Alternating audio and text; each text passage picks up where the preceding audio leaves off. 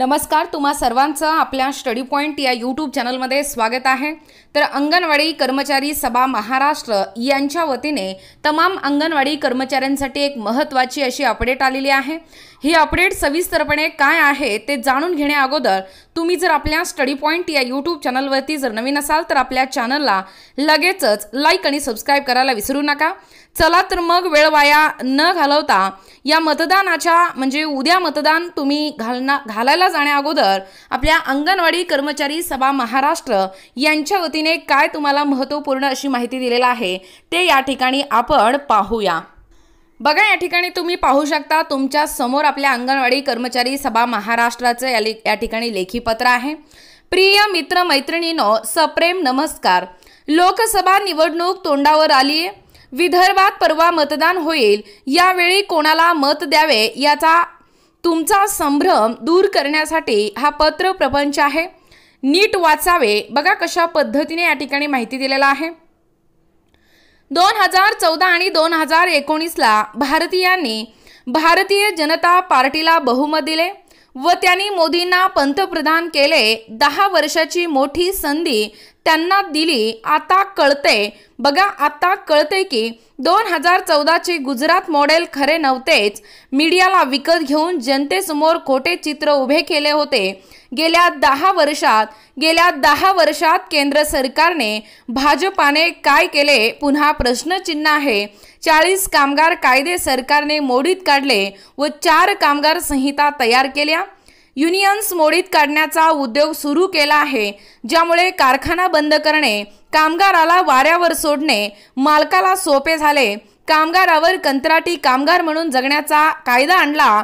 Corporate क्षेत्राला सोयीचे कायदे केले। त्यांची करोडो रुपयाची कर्ज माफ केली। मल्ल्या मोदीसारख्या यासारख्या देशबुडव्यांना परदेशात पळून जायला मदत केली। मात्र शेतकरी बांधवांनी पिकाचा दर वाढवून मागितला तर त्यांना अश्रुधूर गोळीबार करून इतकेच नाही तर मोर्चांच्या रस्त्यात खिळे ठोकून त्यांना अडवले गेले व जालियन बागेची आठवण करून दिली। 706 शेतकरी मृत्युमुखी पडले तरीही सरकारला दया येत नाही। दारूचे दुकान मिळावे म्हणून कोणी मोर्चा काढीत नाही, पण त्यांना परवानगी न मागताच मिळते। मात्र गावोगावी शाळांची गरज असताना हजारो शाळा सरकार बंद करायला निघाले आहे।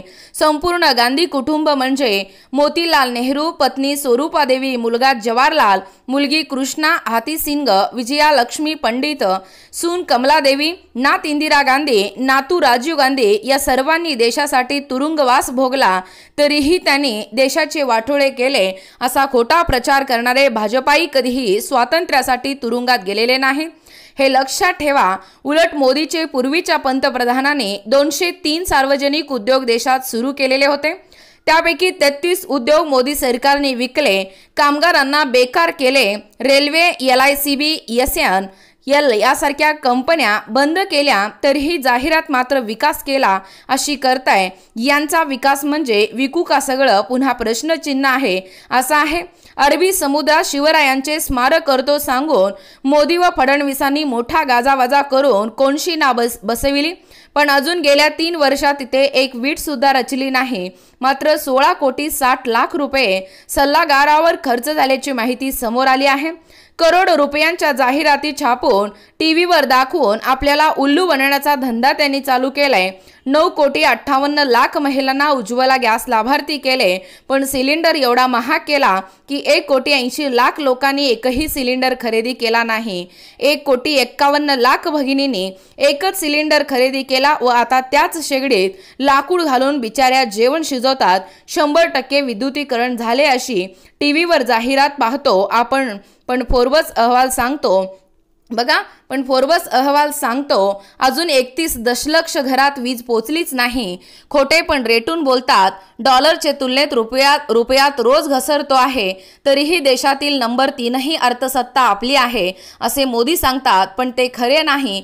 युनायटेड स्टेट, चीन, Russia, Germany, United kingdom, south Korea, France, Japan, Saudi Arabia व अरब अमिराती या देशांचा GDP म्हणजे दरडोई उत्पन्न आपल्यापेक्षा खूप अधिक आहे। सुमारे 40% इतर पक्षीय भ्रष्टाचारी त्यांना ईडीची नोटीस पाठवून भाजपाने घाबरवले व आपल्या पक्षात घेतले व त्यांना तिकिटे दिली व आपल्या खऱ्या कार्यकर्त्यांना सतरंजी उचलायचे काम दिले, हे पण किती वाईट आहे। जगाचा भूक निर्देशांक जाहीर झाला, त्यात भारताचा नंबर 107 व आनंद निर्देशांकात भारत 126 नंबरवर। हे कशाचे द्योतक आहे? पुन्हा प्रश्नचिन्ह आहे। भाजपाचे सर्वच पुढारी सांगतात आम्हाला 400 पार करून घटना बदलायची आहे, म्हणजे पूज्य बाबासाहेब आंबेडकर यांनी दिलेली घटना बदलून मनस्मृतीवर आधारित घटना आणायची आहे। हे आपण आपल्या मतातूनच रोखू शकतो। आपली मानधनवाढ, आपल्याला सरकारी नोकर मानणे, या गोष्टी सरकारने खोकेवाल्यांनी कसे फसवले हे मी सांगायची गरज नाही, तुम्ही ते सर्वजण जाणतातच। पण या देशाची घटना, संविधान सुरक्षित ठेवण्यासाठी यावेळी मोदी विरोधात मतदान करा व इतरांना करायला लावा। खोट्या प्रचाराला व आमिषाला बळी पडू नका। इंडिया आघाडीच्या उमेदवाराला निवडून आणूया। काही ठिकाणी हात, काही ठिकाणी तुतारी, तर काही ठिकाणी मशाल अशी चिन्हे पाहून बटन दाबा। कमळ, धनुष्यबाण व घड्याळ या चिन्हावर भाजपा, शिंदे, शिवसेना व अजित पवार राष्ट्रवादी लढत आहेत, त्यांना दूर ठेवा। पूर्वी मुले पळवायची टोळी ऐकत होतो, आता पक्ष, चिन्ह व बापही पळवायची टोळी आली आहे। शिंदेनी शिवसेना व धनुष्यबाण पळवला व उद्धव ठाकरेचा बापही पळवला आणि अजित पवारांनी राष्ट्रवादी पक्ष, घड्याळ, चिन्ह पळवले, त्यांना माफी नाही। असो, आपण इंडिया आघाडीला विजयी करूया व देश वाचवूया। परवा विदर्भातले मतदान आहे।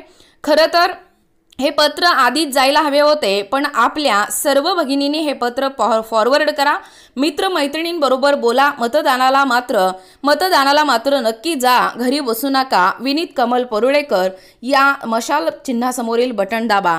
बघा, आपल्याला कमल परुळेकर ताईंनी सध्या आपल्या ज्वलंत ज्या समस्या आहेत, आपल्या सध्याच्या या राजकारणाच्या घडामोडीमध्ये आपल्या देशामध्ये जे चित्र विचित्र या ठिकाणी स्पष्ट दिसतो आहे, ते संपूर्णपणे आपल्या वक्तव्याच्या माध्यमातून, आपल्या मनोगताच्या माध्यमातून तमाम महाराष्ट्रातील जनतेसमोर, तमाम भारतातील जनतेसमोर मांडण्याचा त्यांनी प्रयत्न केलेला आहे। हे नक्कीच एक ठिकाणी बदल हा जो आहे तो बदल या ठिकाणी होणं गरजेचं आहे। जशी तुमची इच्छा, शेवटी या प्रत्येक वाक्यावरती तुम्ही स्वतः वैयक्तिक विचार करा। तुम्ही तरी आपल्या या महाराष्ट्रामध्ये, आपल्या या भारत भूमीवरती राहता, तुम्हालाही तुमचे मत, तुमचे जे विचार आहेत ते तुम्हाला विचार करण्यासाठी स्वातंत्र्य आहे। त्यामुळे नक्कीच तुम्हीही, मी म्हणत नाही कोणत्याही पक्षाला, कोणत्याही चिन्हाला तुम्ही बटन दाबा, फक्त योग्य विचार करून मतदान करा। आपलं एक मत हे आपल्या देशासाठी अतिशय महत्त्वाचं आहे, एवढंच मी या ठिकाणी तुम्हाला सांगू इच्छिते। जास्तीत जास्त हा व्हिडिओ शेअर करा, एवढंच या ठिकाणी सांगू इच्छिते। आपल्या कमल परुळेकर ताईंनी अगदी सविस्तरपणे योग्य असं या ठिकाणी माहिती देण्याचा व कव्हर करण्याचा प्रयत्न केलेला आहे। पुनश्च एकदा सर्वांच्या वतीने त्यांचं मनस्वी धन्यवाद। अशाच प्रकारचे नवनवीन अपडेट पाहिजे असतील किंवा तुम्ही जर कोणत्याही स्पर्धा परीक्षेची तयारी करीत असाल किंवा तुम्हाला जर आमच्या अध्यापनाचे व्हिडिओ आवडत असतील किंवा तुम्ही जर आपल्या स्टडी पॉइंट या YouTube चॅनलवरती जर नवीन असाल तर आपल्या चॅनलला लगेचच लाईक आणि सबस्क्राइब करायला विसरू नका। भेटूया अशाच पुढच्या नवीन व्हिडिओमध्ये, तोपर्यंत धन्यवाद।